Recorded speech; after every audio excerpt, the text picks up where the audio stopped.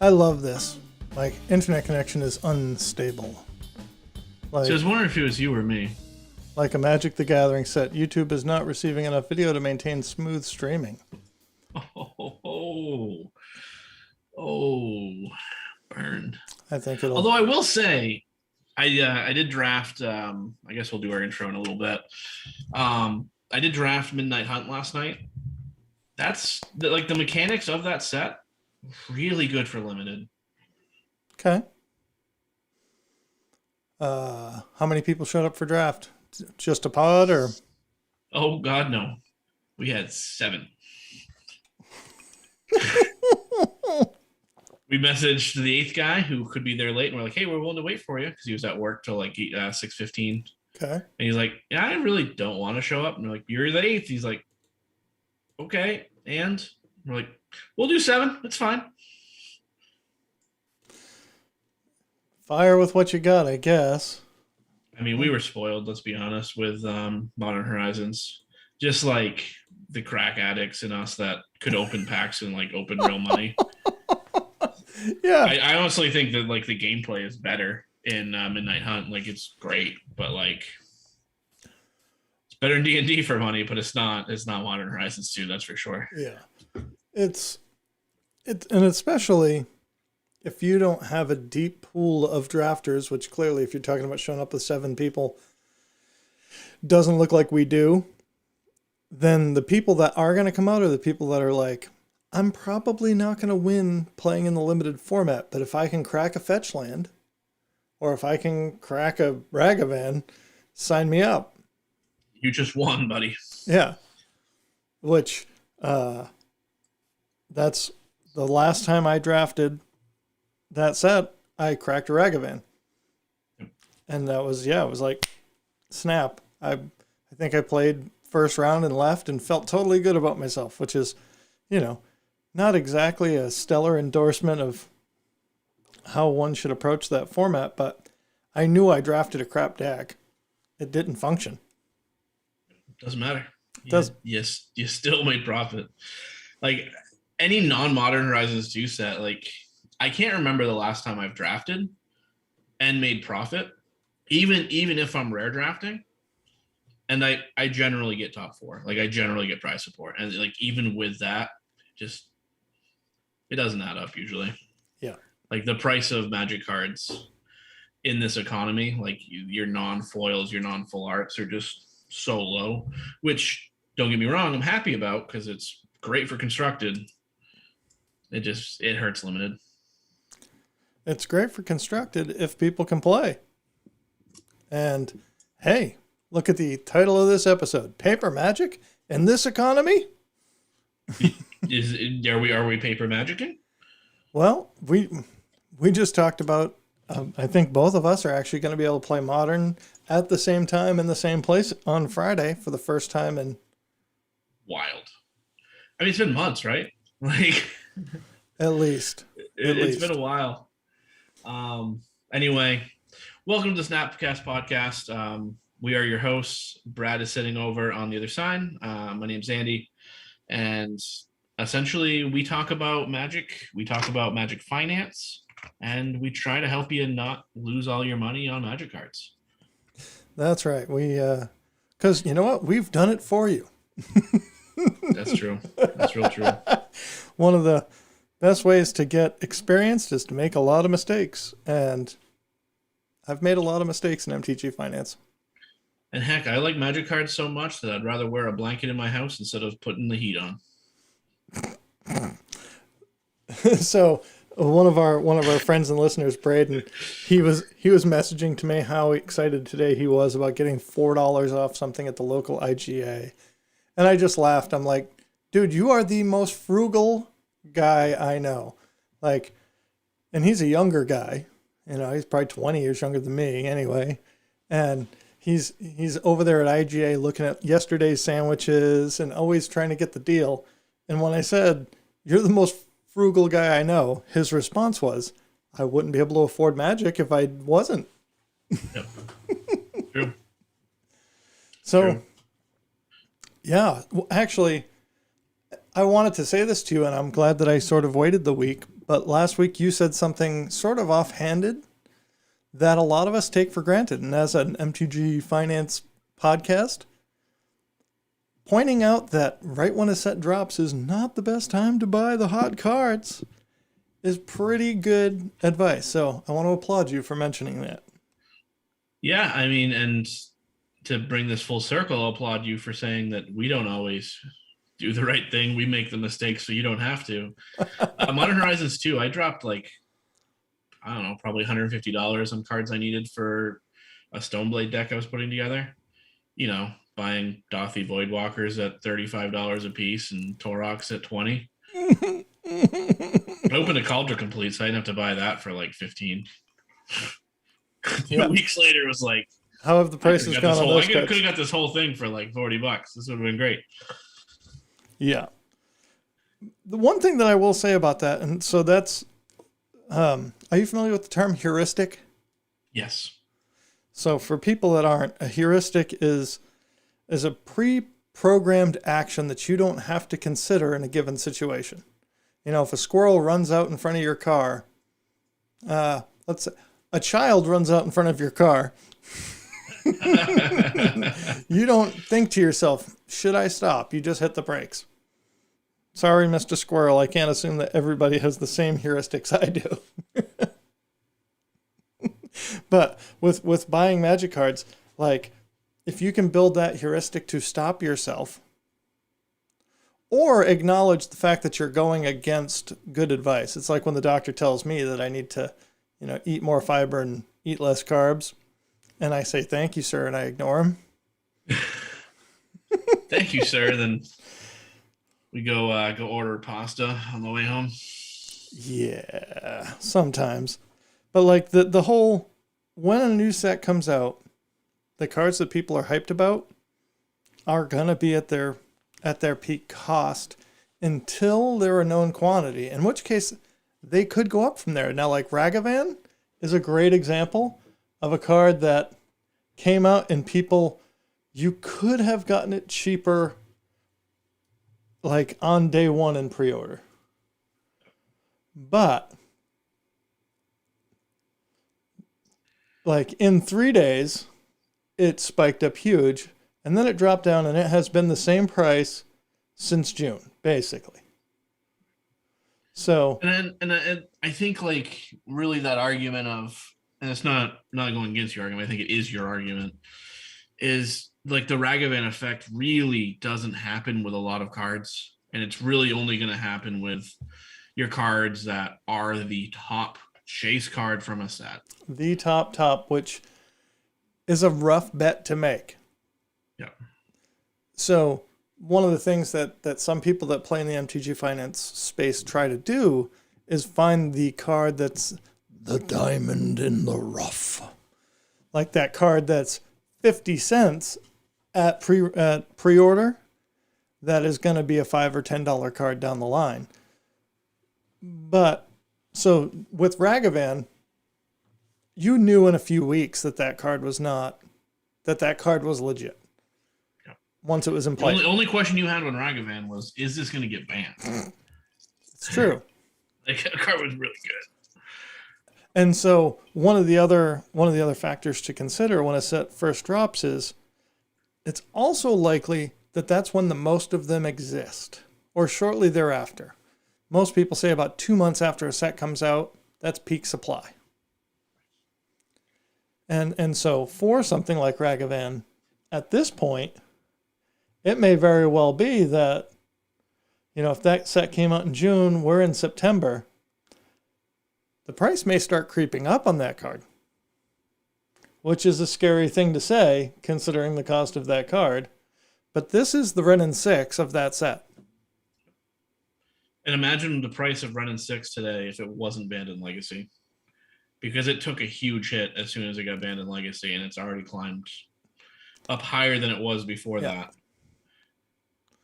I'm just bringing it up on the screen here so that people can see what I'm talking about when I talk about that. I'm going to do a transform here.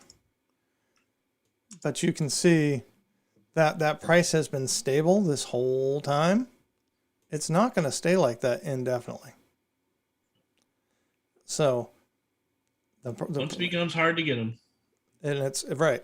So again, we may right now be past peak supply, and it's never going to be, if they're harder to get, they're certainly not going to be cheaper. Right. To round out that I am finally back to a 2-monitor system, and switching back and forth is no confusing. To tie that into Renin 6,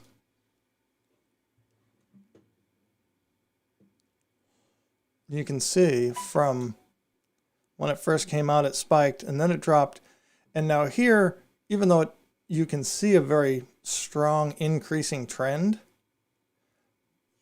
for most of its life, if you were to average this out from September 19th through, say, May of 21, you could average that out and say the price has been pretty consistent. And then now we're in the real stupid spot where it's up over $110. It's been printed in the list, and the list copy is even more expensive because it actually is rarer. Yeah, and I mean, I know this is the point you're making, but I think you're going to see the same exact thing with Ragavan. I mean, especially if it doesn't cop any bands, which I don't think it will. Like, I don't think it's too strong based on all the other stuff they're printing. And I think that's it. They have, well, once you get over that initial fear and everybody freaking out, if a card makes it through that, I think you're good. So there was the, oh my God, this card's going to get banned because it's just ubiquitous. Everybody's playing it. We made it through that cycle. And yes, now control is an archetype again. They gave us prismatic ending so that you can, have something else that scales and deals with this on one and exiles it. I mean, really, so I asked Andy this question before the podcast started. I asked how many of the most played creatures in Modern have been printed in the last year or two. Specifically, you were looking at the top 10. Yeah. How many of the top 10 have been printed in the last year or two? So I'd say if anybody watching live or anybody just watching on YouTube later, or even if you're just driving to work, make your guess before Brad reveals that. Think about it. Yeah. In your head, Modern has been a format for a long time. Coming up on 10 years. At least, yeah. So was it like 8th edition? Somewhere around there? So I think 8th edition on is legal, but didn't it start in like 2011? Oh, sorry. Yeah. It started later than that. It was like 2 years into it. Yeah.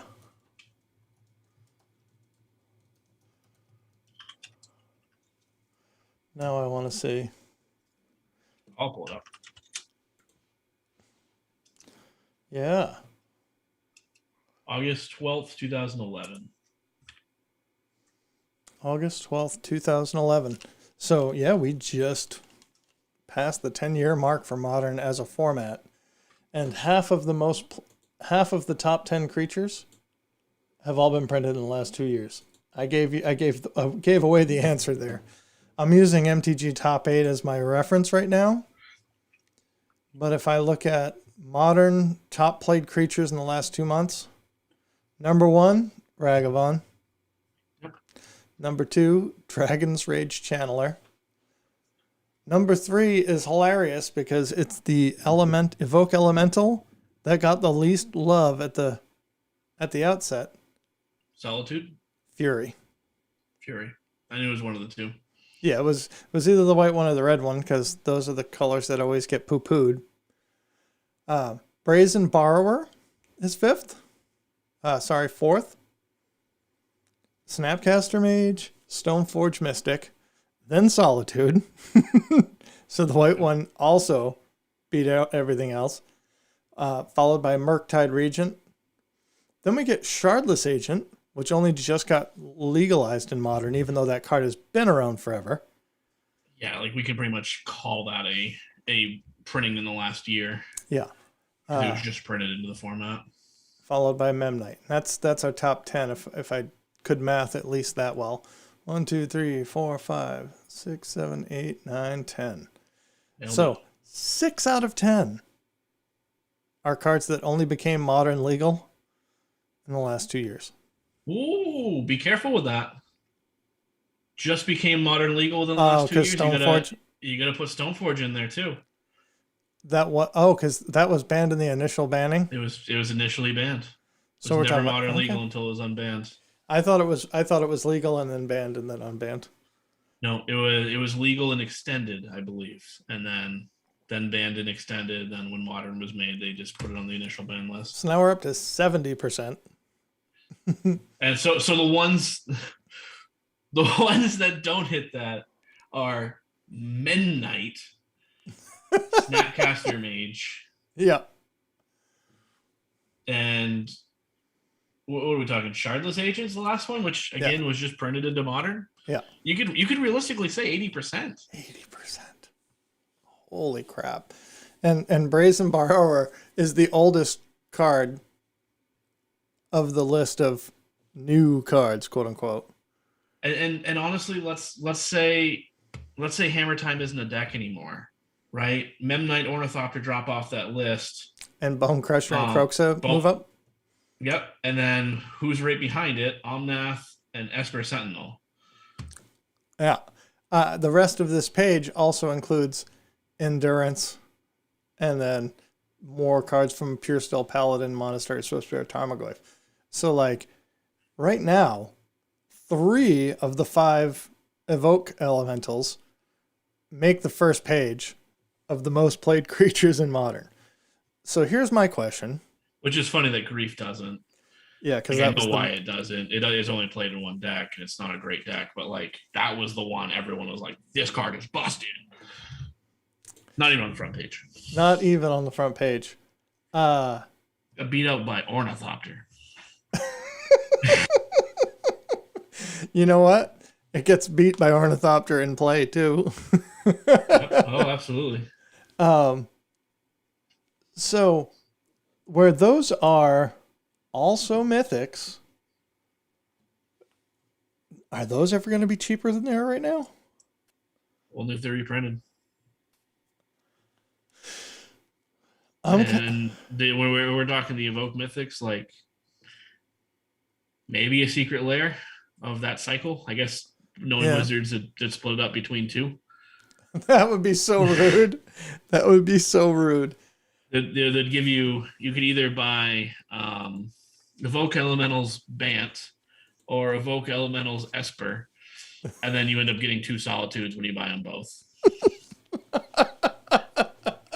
Just like the Shocklands. Oh, that's so rude. It's it's extra rude because it's so believable. It's so believable. I mean, they literally did it with the Shocklands. Like, they did it with the Titans. Like, come on, guys. You're killing me. This has I'm seeing more interesting stuff. Actually, let me switch back to that screen because now check this out. Endurance is in 7% of decks. Fury is in twice as many, 14% of decks.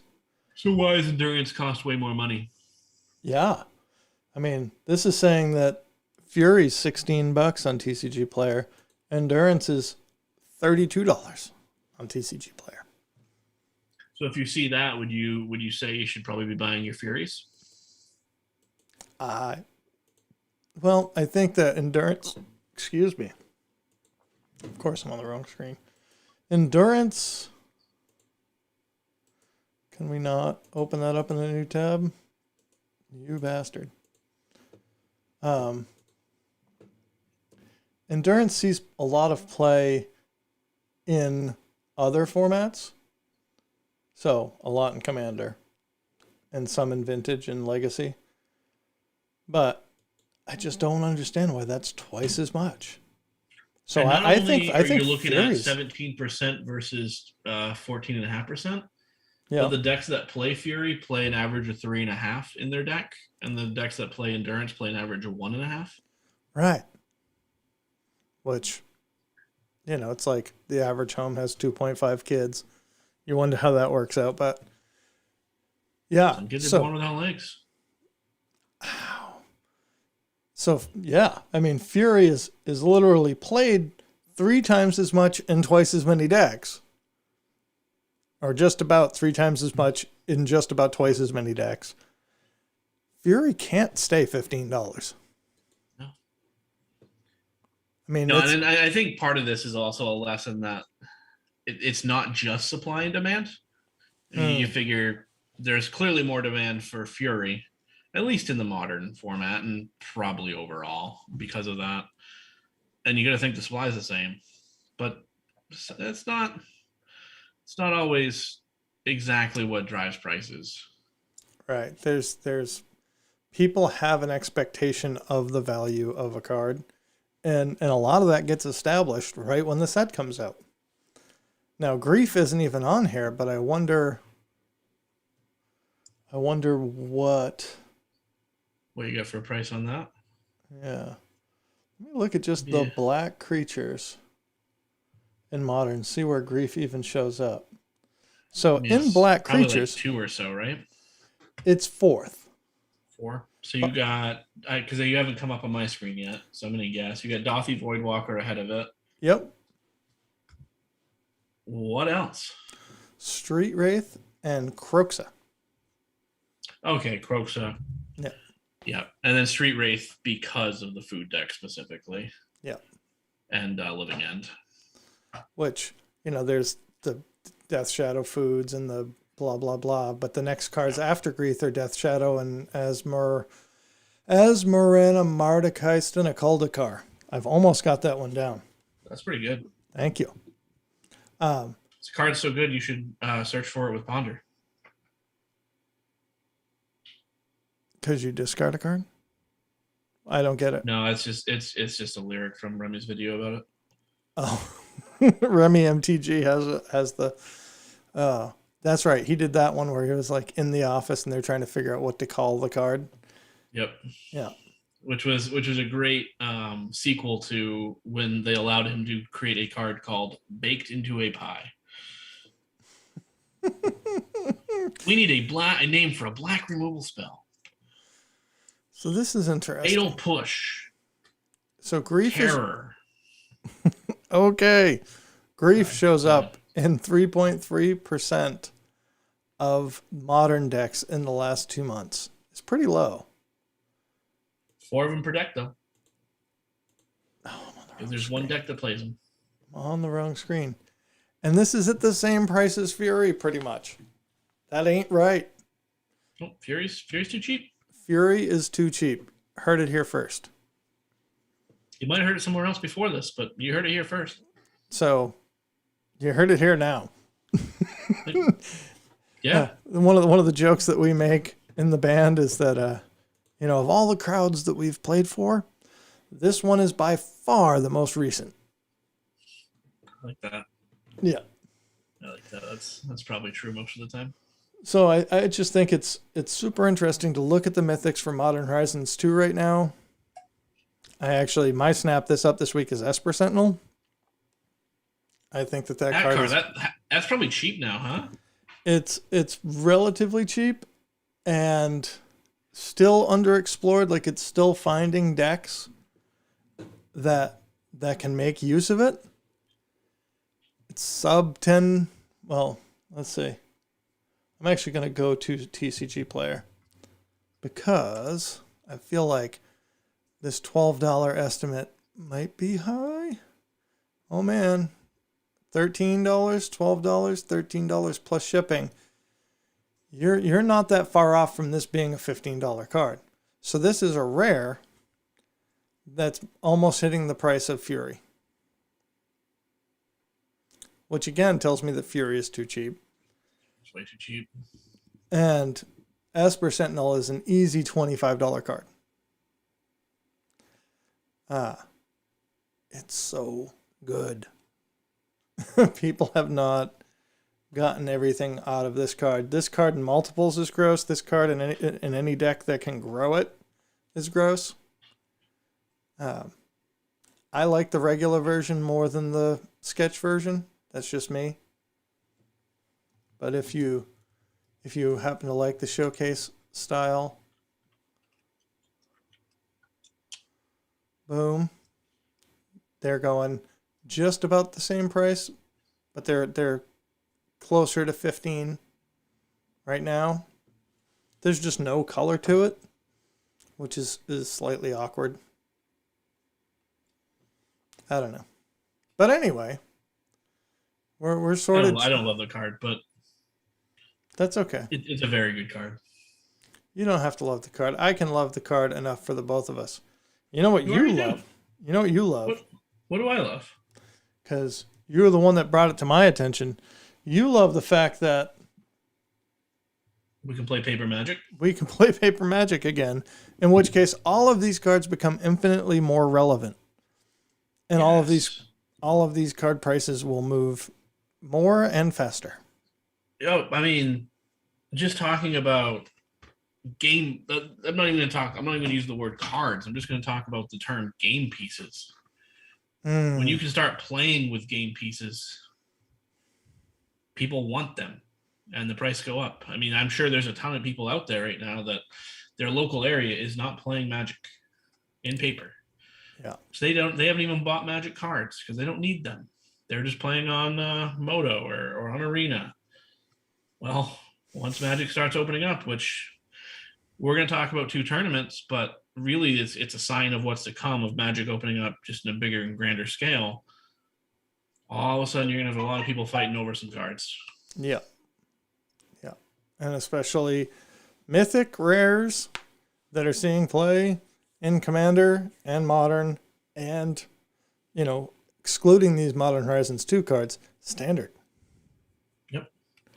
And I'd say lands. Anytime anyone wants to build a deck, they need lands. If they don't already have those, look at the price of those potentially going up again. There's always money in real estate. There's Absolutely. also always money in the banana stand. Do you get that reference? Banana stand. I don't get that reference. Excellent. So that'll be a good one for anybody that listens to this and comments where that reference is from. Please educate me. Anybody in the comment section. Otherwise, I'm going to make Andy wait until next week. So that's fine. There are 2 events that you had brought to my attention, and I want to talk about the primarily paper event put on by Channel Fireball. Sure. So I'll kind of spin out some details, and then I'll let you run with it.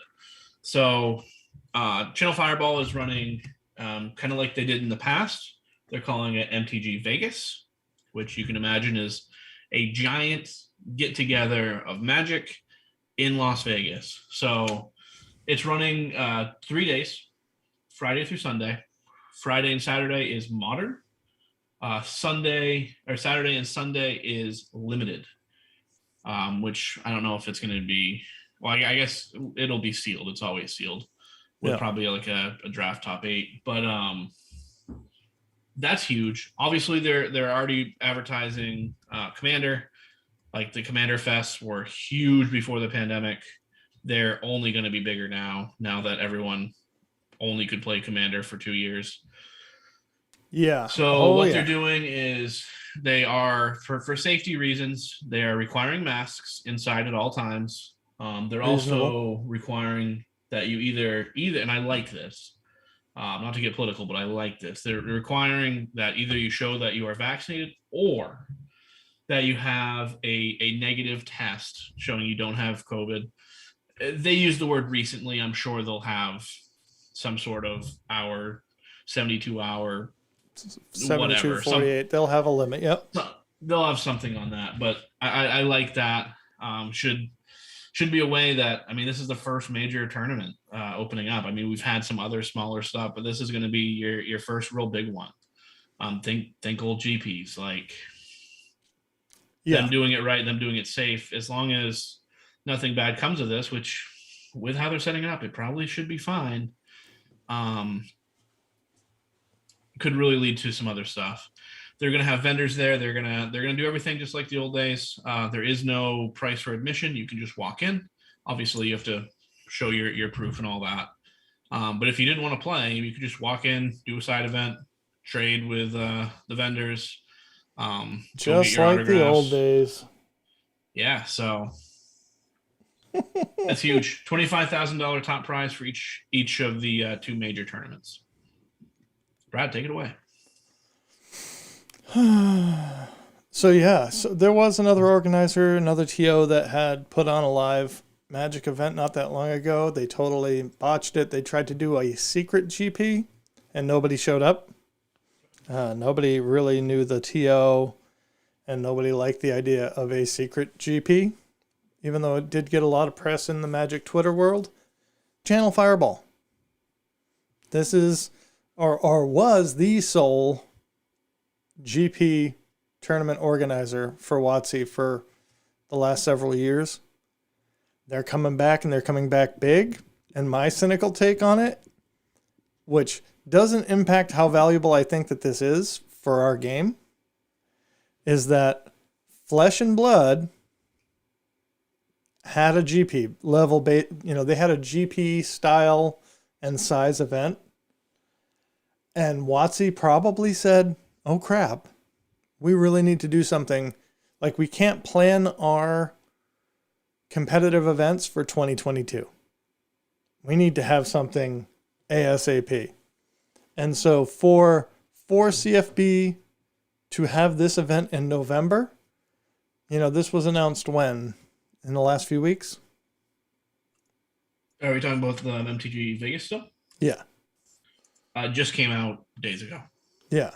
So, which means they probably have been planning it for a month and a half. And they're continuing to plan it. I guess I'm totally guessing there, but I think that Channel Fireball and WotC both saw a value in getting something in before the end of this year to remind people that Magic is a paper sport. We have they tried the esport thing. Arena's still doing well, but Magic is not an esport. Magic's not an esport. That failed miserably.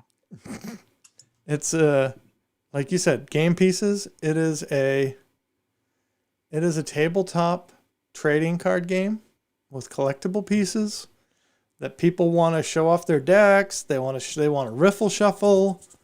They want to show off their deck boxes, their dice and tokens. Like, people are invested in this game. We talked about Modern is 10 years old. People have had an identity associated with their deck. They don't want to play that. They can't play it on Arena, and it's not that fun to play it on Moto. So if you're not playing a competitive format like Modern or Legacy or Standard in paper, you might as well just be playing EDH. I think that this was a smart and calculated move between WotC and CFB to have this event before the end of the year, before North American winter starts and it becomes harder. I think you're right that they're going to put the safety measures in place to make this a success. And no politics about it. I think that they're doing the right thing by saying we have a protocol that we're sticking to. We're going to, you can either show us your vaccination or the fact that you were tested within a certain reasonable time frame and come on in and play some Magic. And then everyone goes in informed and makes the decision about the risk that they want to take. And I'll tell you what, Magic players are going to show up. I have no doubt about it. And what I really am looking forward to as somebody that, that loves the game and loves to play, I want to see what the most competitive players bring to the table. I want to see decks churn. I want to see, like you said, when people can actually see other notable players playing Magic on I don't want to say on stream, but on camera, with event coverage, because I would certainly hope that this has some decent event coverage. I expect Channel Fireball to do something. Yeah, that It has been a complaint in the past, is not great coverage, but I expect them to do something. I think we're gonna see, people run out and pick up. Okay, you know what? Ragavan's expensive, but man, do I want to play that deck that top aided. And right now, I don't see any reason why I wouldn't expect to see Ragavan in the top 8 of a modern event. Oh yeah, I mean you got to figure probably a blue-red Delver deck makes top 8, if not more, and it's not just played there. Like it's also played in red-black, and then a few other a little bit more controlling decks. But K-Flag, I didn't think about this until just now. K-Flag sent me a list from Doomwake that was humans with a tweaked mana base and Ragavan. Yeah, I mean, yeah, card's good. I mean, if you put that on turn 1, they have to kill it. Or you're just making mana and getting to play their cards. And that's true for every deck. But humans also has other threats to put behind it. And I was like, God damn, I don't want to want 4 foil Ragavans. Now, yeah, because you're all foiled out. You also told me about another event that I saw as an online event, but you said there is a live component. Tell me about this. So, Red Bull Untapped, which, just as an aside, Red Bull does everything. Love that company. But yeah, they're running essentially a series, and they say there's going to be another series added on to it later. But right now, there's a series of events that are going to be online only. They actually just opened it up. This was advertised even after the Channel Fireball one, MTG Vegas, and they've already started taking judge applications for it. But there's going to be, I think it's like 4-ish different events online only. And I think they're going to be on Arena. I think it's going to be standard. Not 100% sure. However, I'm not sure what place you have to finish in these. I don't know if it's top 8. I don't know if it's first. I don't know what it is. But the winners of this is going to happen in October and November. The winners of those events, plus the winners of whatever other event they're going to do, which I think is actually going to be live, are going to get flown out to Portugal for a live in-person $20,000 prize pool tournament. Of course, invitation only. Invite by doing well in these online events.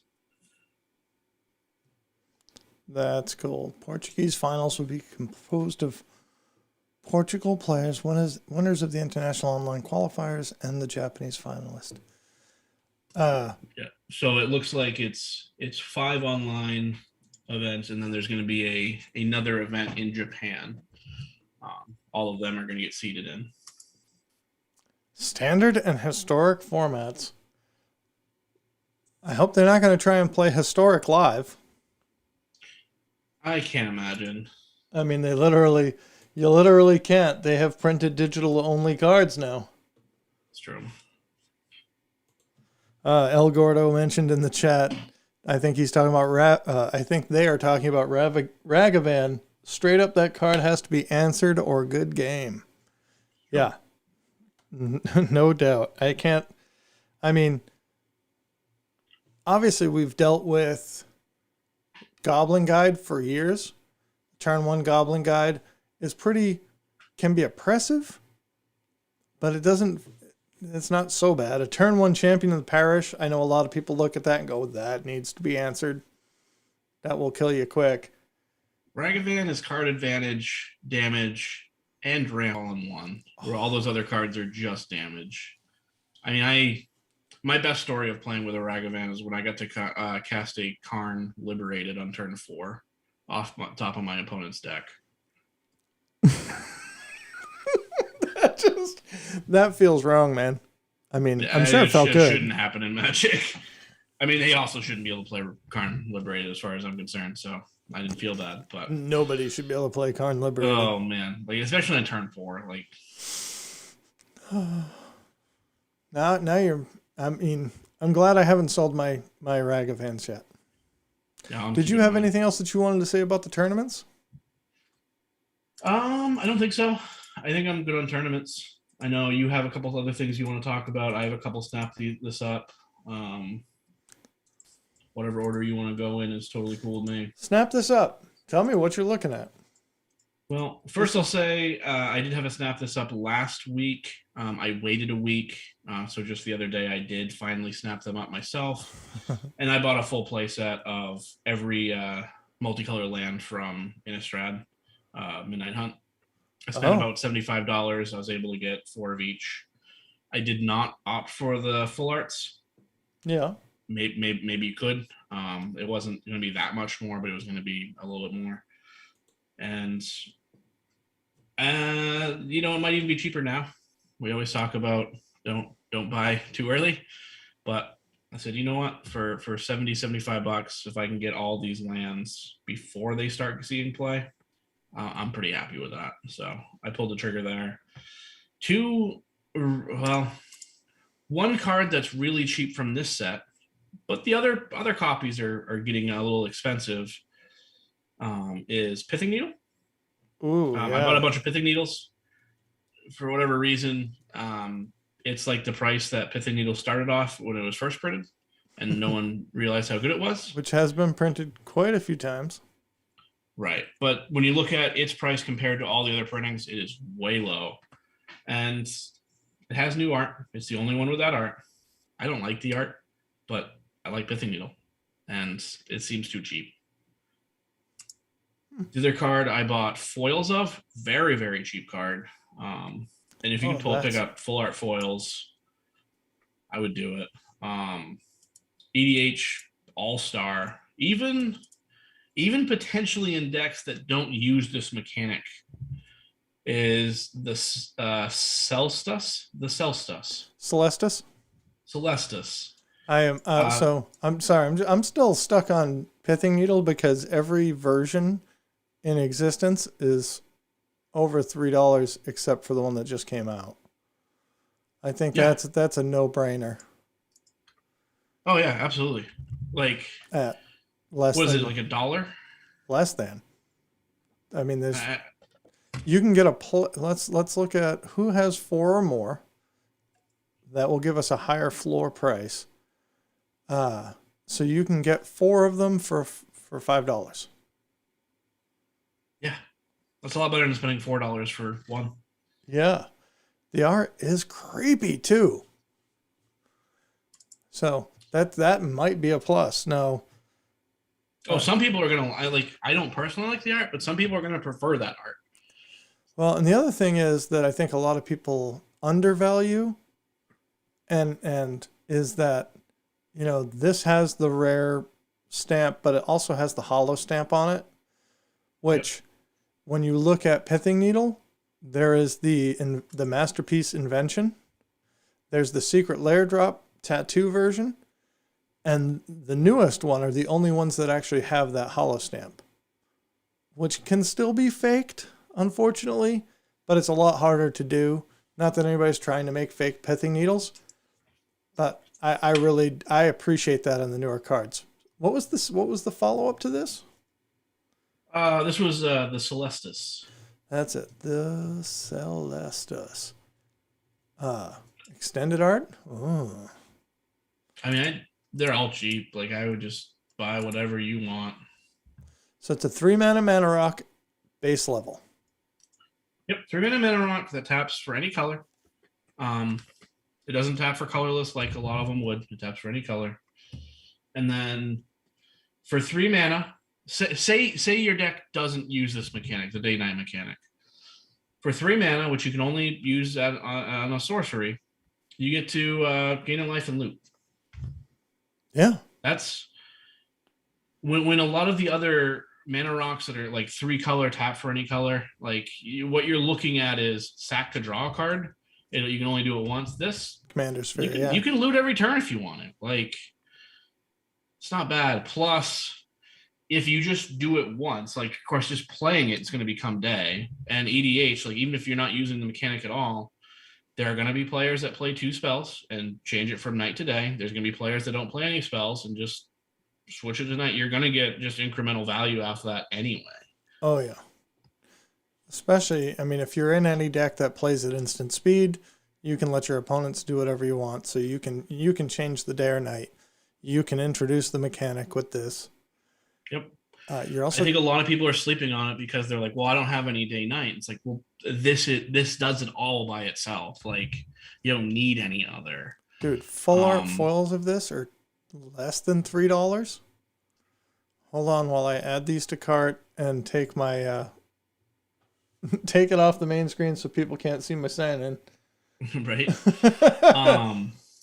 Yeah, but I mean, I think that's a no-brainer. I really like the new day-night mechanic. There's things I don't like about it as a judge, but like the player whose turn it is completely in control, unlike old werewolves where if either player casts a spell or either player casts 2 spells, they could kind of mess with it. There's so much more control. It's going to flip much more often. Like, yeah. And there's so much value. I mean, you could theoretically like loot 4 times. The amount of times, even in limited, that like I made it day because I didn't have a play, so I just looted and then instantly passed to my opponent, so it just went to night instantly. And it was like, okay, I get to loot again, and then I can just play at instant speed. That'll happen. It's the other thing is, I will say that people underestimate colorless cards in general. Yes. Like they don't immediately see, oh, this is the thing that I should be doing with X card.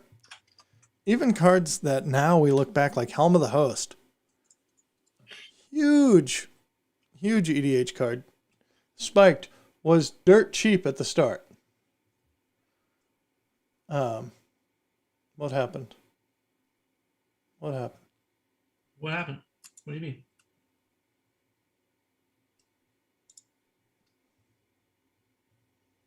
My order didn't go through on TCG Player.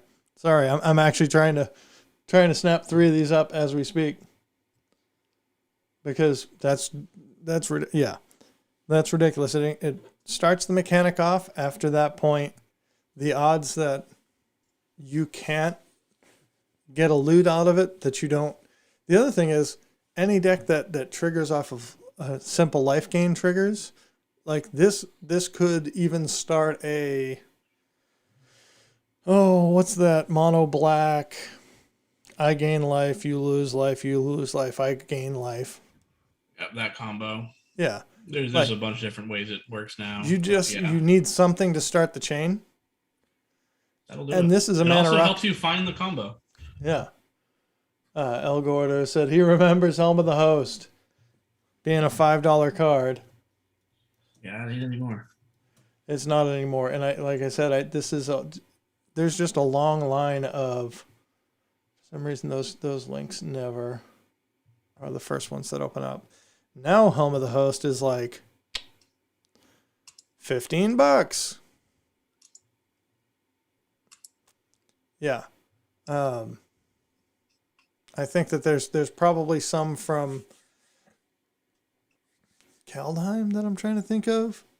I think there was a colorless card in there that didn't get looked at. Oh, and there are definitely some in Return to Zendikar Rising. But we can talk about those another day. Good snaps, dude. So the Celestis, which was good enough to get me to jump on some full art foils right now. The regular copies are dirt cheap. So I know this. I don't usually know how much money I spend on Magic cards because I'm Degenerate. I'm a degenerate. But I bought 3 foils. And I remember this because the person I bought them from sent me a message and refunded me 79 cents because he said, sorry, I only had 2 foils, but I threw in a non-foil for you for free. So regular foils at 79 cents. Looks like they're already on the move. cheapest near mint foils right now are 97 cents. I mean, everyone's listening to me. I get it. Yeah, I mean, obviously you're a podcaster. We really trust your opinion. It's true. So the other topic that I wanted to talk about today is just talking about a recent experience that I had with that made me think we haven't really talked about pros and cons of where you sell your Magic cards when you want to get out of them. And I have a personal anecdote, and I thought it might give us some conversation. I don't want to go on this at length. We're already 50 minutes into the cast. But obviously, the best thing is just to walk into your local game store and say, hey, can I just get cash for these, right? So as a musician, one of the things that you learn early on is that if you want to sell your guitar, the guitar store is not the place that's going to give you the most money for it. But they're the place that has cash on hand that you can walk in and be handed cash and walk back out. So it's no. You may want to support your local game store, but that's depending on what your intentions are. That's certainly not going to give you the highest return on investment. And because we are obviously a financial podcast, if you're doing that sort of thing, like you got to start looking at your cards as worth half their value, right? Like, yep. If you buy a $6 card for $4 and you go, I made $2, but then you're turning around and selling it to your local game store for $3, you're not making money. Yeah, exactly right. You can't, at that point, you're taking a loss.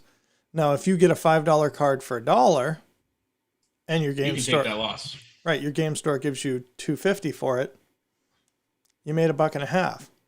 Especially if you have no interest in that card personally. One of the things that I struggle with as far as selling cards is I like my Magic cards. I want to keep them.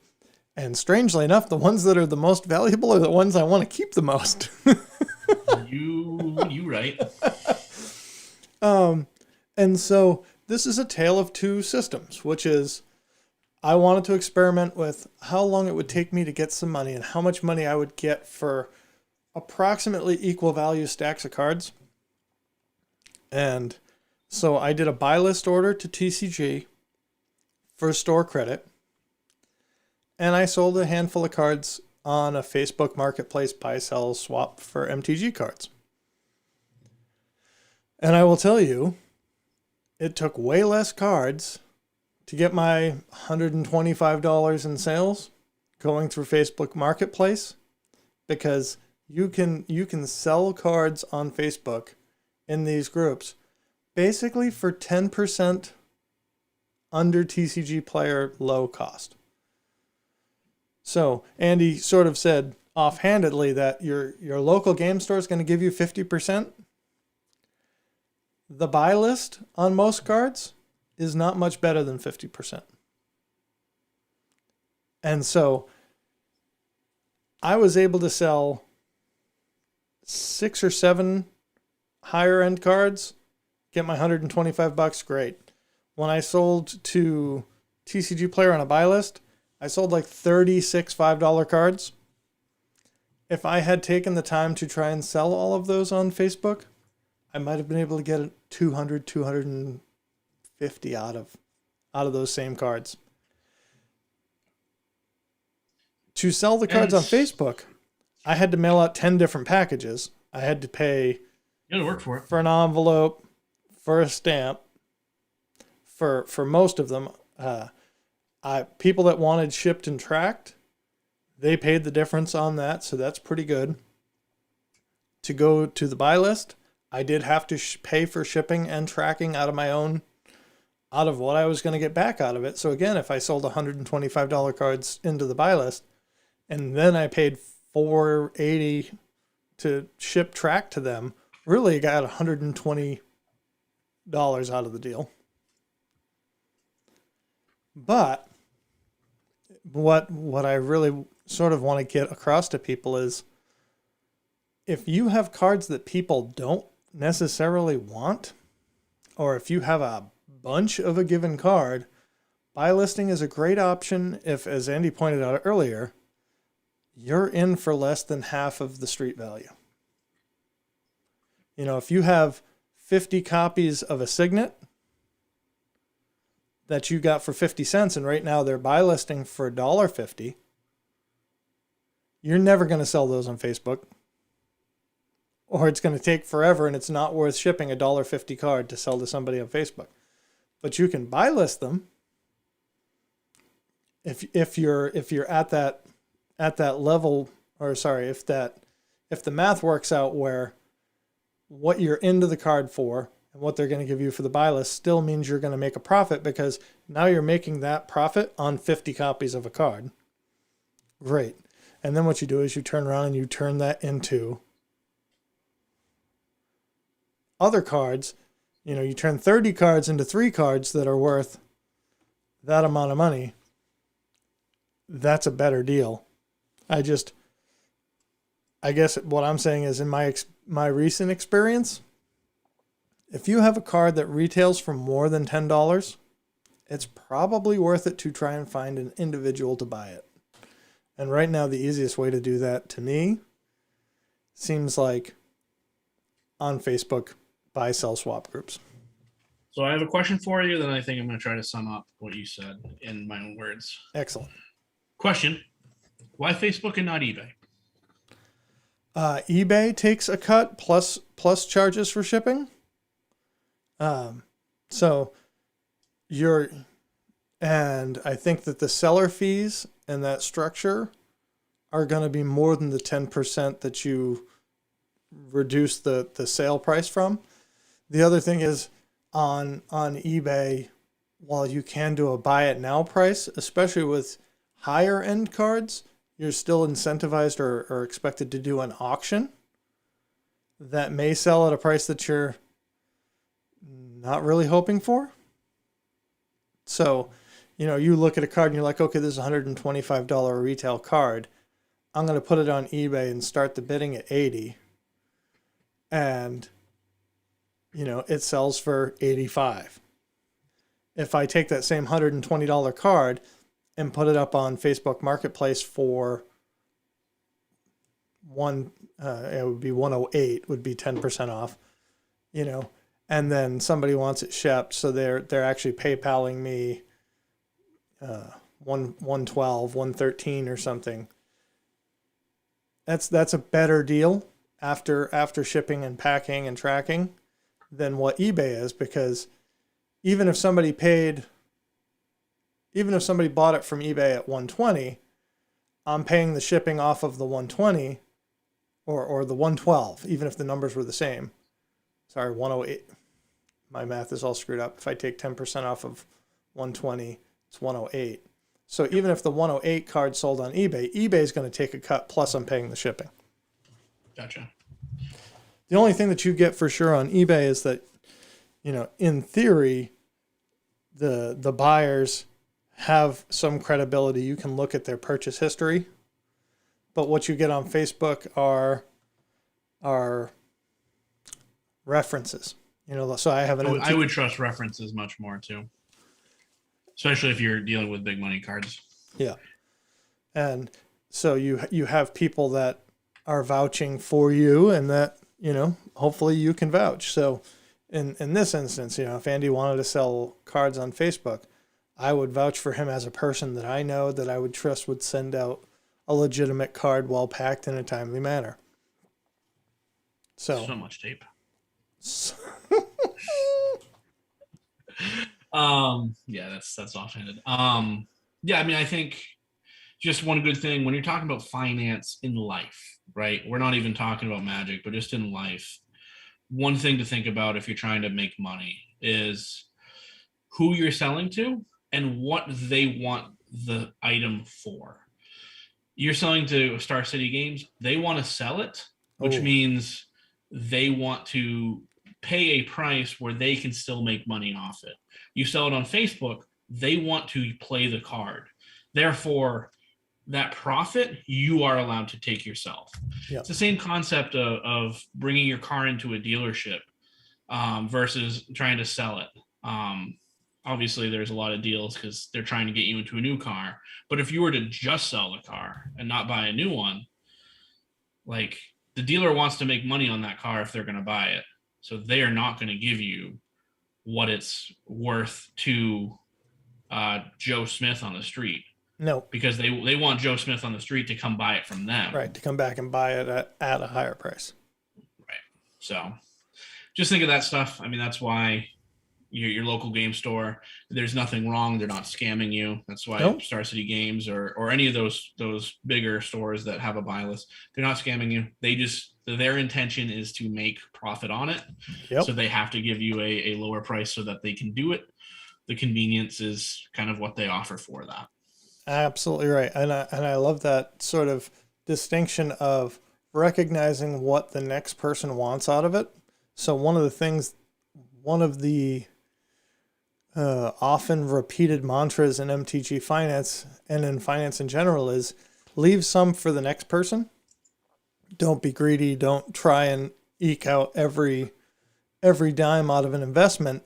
If you've had a card that you got for one price and it's increased 100% or 200% or 300% and you can sell it to somebody at that price, if it goes up after that, good for them. Good for them. You did well. You got your money back. Plus, there are very few hobbies in life where you can get your money back out of the thing that you bought to enjoy your hobby. It's funny because you were talking about the cars thing. One of the things that happens a lot, again, in music, as a musician, clubs will say, how much do you guys charge? And we'll say X. And they'll be like, ooh, well, how about if we do 75% of that and we give you the rest in food and drinks? Because their markup on food and drinks is 50%. They're now paying us $87.50. Or 87.5% of what we asked. They're not actually taking, even though they might dollar amount add up to the same thing, their costs are lower on the thing that they're giving us. So I guess that's a more complicated example, but you're right. When we go to the local game store, they have overhead. They have the intention of reselling that card and need to make a profit on it. They may not sell it that day. They may have to sit on it for weeks or years for some cards before they find a buyer. So then it's taking up space in their inventory. As the seller, you also have to decide, do I need cash in my pocket? Do I want other cards? If I want cash in my pocket, do I need it today, tomorrow, or whenever? Because if you don't need money in a hurry, Facebook may be the way to go. Opening your own TCG player store as a reseller might be worth it. If you need money today, then that's when you get hit with those, what do they call those, paycheck loan companies? Hit you with the same day loans that. Yeah. Which, oh man, if you're in that position, then you go to the game store. 37% interest. You go to the game store and they give you what they give you. And again, even if you take a beating, and you're a modern player that has an $800 modern deck that you've played for 3 or 4 years and you have to get out of the game and you go to the game store, if they give you $400 for that, you can't do that with crocheting. You can't, I'm trying to think of a hobby.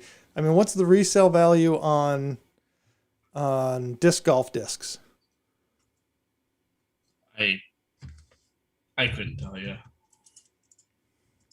I think, you'll see golf clubs at every yard sale out there, but the cost of a golf club, you'll get a whole set of golf clubs at a yard sale for the cost of less than a golf club. The Magic is very unique. So even if you have to go to the store and take a 50% cut off of retail, it's awesome. But again, if you're trying to maximize or min-max, do the least, get the most, I think right now the unregistered, unrestricted Facebook Marketplace may be the place for you. Unless you have 50 copies of a 50-cent card. You got anything else for our friends and listeners? I don't think so. Just want to say, everyone, thanks for watching. Please do the things, like, subscribe, write a comment. Call me an idiot. I don't care. Just write something for the algorithm. It's always nice. Algoro, thanks for being with us. Thanks for not thanks. Not thanks for buying the stuff I told you to buy, but it is really cool. I hope it works out for you. That El Gordo did. I appreciate the trust. Have you seen the new Space Jam remake? I haven't yet. I heard it's awful. The antagonist is Algae Rhythm. Oh, no. He's an algorithm inside a computer. Yeah, it's pretty bad. But I guess that's what happens when you're not making Iron Man movies anymore. But that's for another day, man. I actually he bought 6 copies. El Gordo commented he bought 6 copies of the Celestis. All right, give us like a year before you start cussing us out because it didn't go up. The card just came out. We're gonna let it grow. And you're also not into for a whole bunch of money. Yeah, I'll see you hopefully next week, Andy. Sounds good. I should be here. Awesome, man. We'll see you then. Take care.